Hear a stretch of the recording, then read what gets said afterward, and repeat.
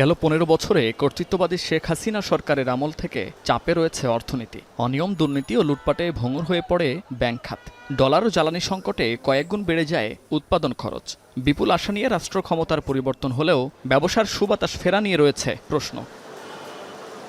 শনিবার ঢাকা চেম্বার আয়োজিত বেসরকারি খাতের দৃষ্টিভঙ্গি, প্রত্যাশা এবং অগ্রাধিকার শীর্ষক একদিনের ব্যবসায়িক সম্মেলনে উঠে আসে ব্যবসার পরিবেশের নানা সংকট। অন্তর্বর্তী সরকারের গেল ৩ মাসে এসব সমস্যার সমাধান না হলেও তা নিরূপণের পাশাপাশি আর্থিক খাতের শৃঙ্খলা ফেরানো দরকার বলে মনে করেন ব্যবসায়ীরা। পাশাপাশি উৎপাদন ঠিক রাখতে জ্বালানি নিরাপত্তার গুরুত্ব উঠে আসে সম্মেলনে। ইন্টারেস্ট কস্ট যদি বেড়ে যায় হয়তো ইনফ্লেশন কমবে, বাট আমাদের ব্যবসাগুলো কিন্তু লাল বাতি চলে যাবে, বিকজ আমরা জানি না যে আমরা কতদিন এই মধ্যে টানতে পারবো। সো ইনভেস্টমেন্ট সৃষ্টি করতে হবে। এগ্রিকালচারের ক্ষেত্রে বলবো যে এগ্রিকালচারের উৎপাদন কিন্তু বাড়াতেই হবে। নতুন প্রযুক্তি কাজে লাগিয়ে এগ্রিকালচারের উৎপাদন না বাড়াতে পারলে কিন্তু ব্যবসায়ীদের ধরলে কিন্তু লাভ হবে না। ইনফ্লেশন কমানোটা আমাদের দেশের জন্য ১ নম্বর প্রায়োরিটির মধ্যে। তো ইনফ্লেশন কমাতে হলে মনিটারি পলিসিকে আপনাকে এখানে ম্যানেজ করতে হবে। এছাড়া আর্থিক খাতের গুরুত্বপূর্ণ ব্যাংক খাত নিয়ে শঙ্কার কথা জানান অধিকাংশ ব্যবসায়ী। এনবিআরের সহযোগিতার আশা করেন তারা। ব্যাংকিং সেক্টরে নানা রকমভাবে আমরা কিন্তু এই মুহূর্তে বাধাগ্রস্ত, ক্ষতিগ্রস্ত। আমরা এক্সপোর্ট করে ডকুমেন্টস দিলে আমরা টাকা পাই না, এবং অনেক ফ্যাক্টরি যে এখন টাকা দিয়ে বেতন দিতে পারে না, এটাও একটা অন্যতম কারণ। বাংলাদেশ ব্যাংকে আমাদের বিগত ইনসেন্টিভের ৬,০০০ কোটি টাকার মতো জমা আছে, যেটা আমরা পাচ্ছি না। তো এগুলি পেলেও কিন্তু এই সময় যে আমাদের সংকট, লেবার বেতন দিতে পারছে না অনেক ফ্যাক্টরি, এই জায়গা থেকে হয়তো উদ্ধার হয়ে আসতে পারে। এলপিসি গ্র্যাজুয়েশনে যদি আমরা যাই দেশ হিসেবে, তাহলে যেটা সেলিম ভাই বলে গেলেন একটু আগে, আমরা কিন্তু আমাদের দেশের ওয়ে অপারেটিং ড্রামাটিক্যালি পরিবর্তন করতে হতে পারে।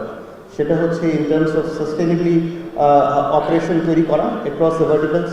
আমাদের যেটা করতে হবে, বেটার ওয়ার্ক প্লেস তৈরি করতে হবে, ইনক্লুসিভ ওয়ার্কফোর্স রাখতে হবে। অনুষ্ঠানে উপদেষ্টারা বলেন, বয়ে নিতে হচ্ছে কয়েক বছরের অনিয়মের জের, যা কাটিয়ে উঠে আর্থিক খাতের সংস্কারে নেওয়া হয়েছে দৃশ্যমান উদ্যোগ, যেখানে অর্থ পাচার বন্ধের স্থায়ী পদক্ষেপের কথা জানান অর্থ উপদেষ্টা। সংস্কার নিয়ে অনেক রকম কথাবার্তা হচ্ছে।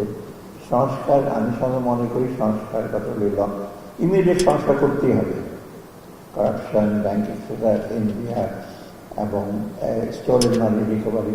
আমরা একটা মেসেজ দিতে চাচ্ছি যে ভবিষ্যতে কেউ টাকা পয়সা পাচার করতে পারবে না, ভবিষ্যতে কেউ চুরি করে সেটা না। অনেকে বলে এত হাজার হাজার অ্যাকাউন্ট ফ্রিজ করে আছে। আমরা সেই সংস্কার করব, সেটার পদার্থ যেন নেক্সট গভর্নমেন্ট অনুসরণ করে। আর আমলাতান্ত্রিক জটিলতা নিরসনে বাণিজ্যিক সংগঠনের সংখ্যা কমানোর কথা জানান বাণিজ্য উপদেষ্টা। অনেকগুলো মন্ত্রণালয় মার্জ করে ফেলানো উচিত, রাইটলি সো। এবং রাইটলি সো যে আমার কাছে মনে হয় অ্যাসোসিয়েশনগুলোকেও মার্চ করা উচিত, তাহলে লিডারশিপ ইভলভ করবে এবং ডেমোক্রেটাইজেশনস অফ দ্য অ্যাসোসিয়েশনস এবং লিডারশিপ অনেক বেটার লিডারশিপ ইভলভ করবে। গ্র্যাজুয়েশন নিয়ে যে চ্যালেঞ্জেসগুলো বলা হচ্ছে, in fact I see more challenges than the opportunity. আমরা এটা 2026-এ হব না 2030-এ হব, that could be the discussion, but আমাদেরকে হতেই হবে। Now, are we ready in terms of our governance, in terms of ease of doing business, in terms of our fiscal policy, in terms of monetary policy? Probably not. শিল্প কারখানার পরিবেশ অস্থিতিশীল করতে শ্রমিকদের একটি পক্ষ ভুল পথে পরিচালনা করছে এমন অভিযোগ করে তা নিয়ন্ত্রণে শক্ত পদক্ষেপ নেয়ার দাবি ব্যবসায়ীদের। মুন্নাফ রশিদ, এখন, ঢাকা।